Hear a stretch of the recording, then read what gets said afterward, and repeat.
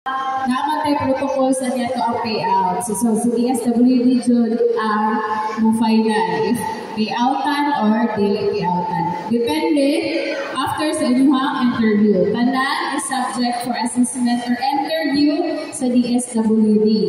Dili mabala ka, kinarigamo si kong lollipop nga mapayoutan kang tanan karon. So, nganong dili man mapayoutan after sa assessment. Ang usa, kaniya to ang payout karon before kumukuan ng dili. Kaniya tong payout is AKAP. Diba? Halimbawa mo, aware mo AKAP na payout karon? Halimbawa wala? Lagi. AKAP. Unsa man ang AKAP? Para asa man na siya mga assistance. Kinsa may makadawat ana. AKAP, ang meaning ng AKAP is ayuda para sa kapos ang kita program ni DSWD. Unsa man ang kapos ang kita? Meaning, low income, dapat tayo paninaan gid ha. Dili pwede nga walay trabaho, housewife ra ko ma'am. Kana palandaan, wrong na tadiha. So tagap na jud dad. Apan assessment. Ha, kay wala may trabaho, dapat naman ni trabaho ang AKAP. Pero naay trabaho, kulang lang ang sweldo. Below minimum dapat ang inyong sweldo. Ha? Below minimum wage. Dili pwede na minimum wage. Dapat below. Kay kapos man ang kita. Low ang minimum wage na ang gikuan nga. Gamay ra gyud, magkuwang jud ang sweldo sa mga minimum wage, pero sa protocol sa AKAP or sa guidelines sa AKAP, dapat below minimum wage para ma-qualify ta nga makadawat karong buntaga or makadawat ta og AKAP na assistance. Nakasabot? Ha? So tanan man ka dinhi below minimum wage. Below minimum wage earner. Panan? So wala yung reklamo nga, ma'am, wala akong gidawat kay kalimoni mo na.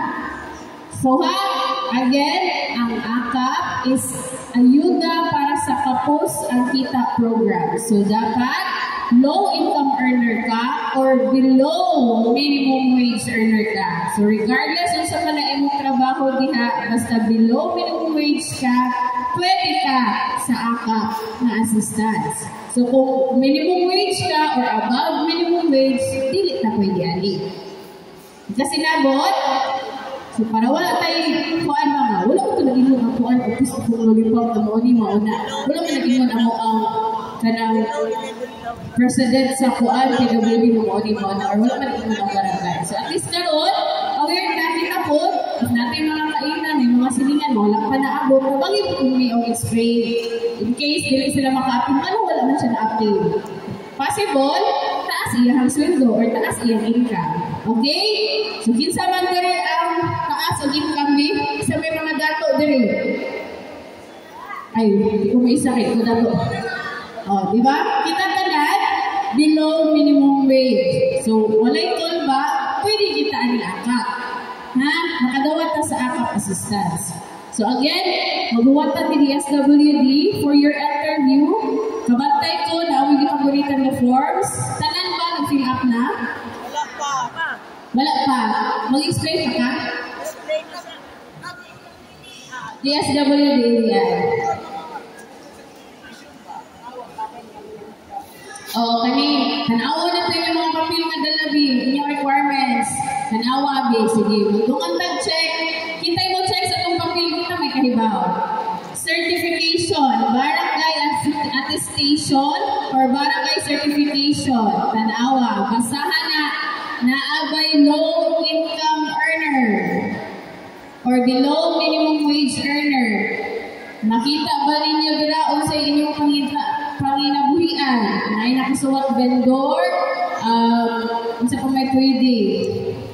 Manicurista, labandera, babysitter, yaya, housemaid. Naay nakabutang wala? Naa? Oh, ining interview ni DSWD mo na inyong panginabuhian. Basin lahi ko ninyo isulti, inyong certification vendor mo niya, inyong giingol diri teacher mo, di ka na palang naanok na kayo. Diba? Nagkasinabot ha? Oh, so i-check inyong certification, unsay gibutang trabaho diha, mao na siya inyong isulti dito ni DSWD. Kaya mo man inyong panginabuhian, at unless na Again, kitang tanan, pwede sa akap, basta low income earner or below minimum wage earner. Nagkasinabot? Okay na ta? Wala na yung pangutana? Wala? Kasi na yung mga pwede replacement ma'am, kaya akong anak, mauni, mauna, akong igsuon, dili pwede dili karon. Tubag? Dili pwede. So kung kinsa ko gipahibaw or naa sa lista kapangan, mao jud to ang mukli. Kay mao man na sila ang naka-payroll to DSWD. Mao man na ang mga pangan ato ang gipass dito. Kami sa office ni Kong Lollipop, nag-base ra pud mi sa gihatag sa inyo barangay, sa ato ang mga MCCOM sa barangay or focal persons nato sa barangay, sa inyong mga names. Ano wala man si Kuan o si Kuan? Wala na may kahibawan na. Huwag kung may kailan ninyo kay sa tansan. Sudod kayo bang kantangan mo? May kailan. Diba? So, kana siya. Kana lang siya. It's either, ang rason mo nung matangkang is nakadawat na mo o ayuda or nalista mo sa mga previous na payouts. Bisan, butang na to, wala ko ni dawat ako dito. Yawag yapon mo karon. Meaning, naamin mo sa lista ato for payout ng mo unta ato. Wala mo niya gikuha. So, di yapon mo pwede karon.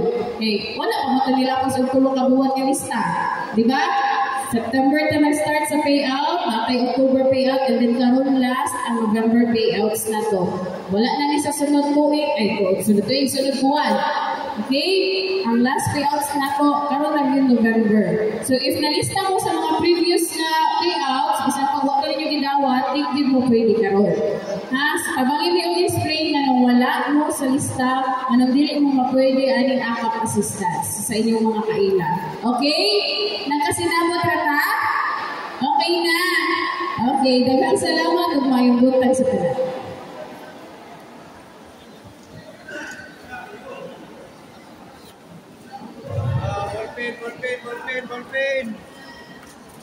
Ballpen.